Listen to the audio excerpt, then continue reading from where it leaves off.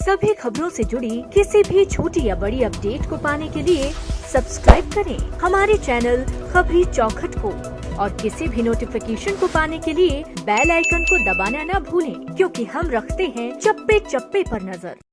केरल के एदक्कड़ वार्ड जिले में स्थित है मलारद मंदिर, जहां आज तक दुर्योधन की पूजा की जाती है।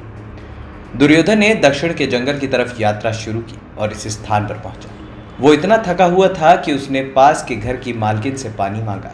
उसने उस वक्त ये ध्यान नहीं दिया कि वो घर एक दूसरी जाति के सरदार का है। उस औरत ने जल्द ही दुर्योधन को थकावट मिटाने के लिए जड़ी बूटी मिली हुई शराब पीने के लिए दी। जब दुर्योधन उनको शुक्रिया कहने लगा तो उनकी नज़र उनके मंगलसूत्र पर पड़ी, जिससे उसके कदम दबके होने का पता चल रहा था। वैसे भी किसी अलग प्रजाति और जाति के व्यक्ति का किसी क्षत्रिय को खाने या पीने की वस्तु देना वर्जित था। उस औरत को लगा कि उसे इतनी गलती की सज़ा मिलेगी, लेकिन दुर्योधन ने कहा कि माँ, भूख और प्यास की कोई जाति नहीं होती। दुर्योधन ने फिर यहाँ के लोगों को 101 योजन धरती दी और कहा कि वो उन्हें बिना मूर्ति का एक मंदिर दे रहा है, लेकिन इस मंदिर का पंडित एक अलग प्रजाति का होना चाहिए। आज तक भी इस मंदिर का पंडित उसी बूढ़ी औरत के वंशज है, लेकिन यहाँ पर पूजे जाने वाले देव हैं दुर्योधन, उसकी पत्नी भानुमति, माँ गांधारी और दोस्त कर्ण। बड़ी बात यह है कि ये बहुत कम लोग जानते हैं कि दुर्योधन भले ही अधर्मी था, लेकिन तब भी उसे स्वर्ग भोगना पड़ा था।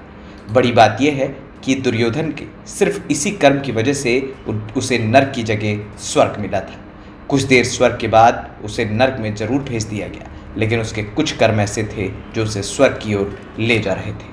बड़ी बात यह है कि जिस तरीके से ये तमाम चीज़ें हुई, उस लिहाज से देखा जाए तो ये भी हैरत वाली बात है। इतिहास को पढ़ने और समझने के बाद लगता है कि क्या दुर्योधन जैसे अधर्मी का भी मंदिर हो सकता है। लेकिन हाँ, ये धरती की सच्चाई है और दुर्योधन का मंदिर एदक्कड़ में मौजूद है। खबरी चौखट की रिपोर्ट।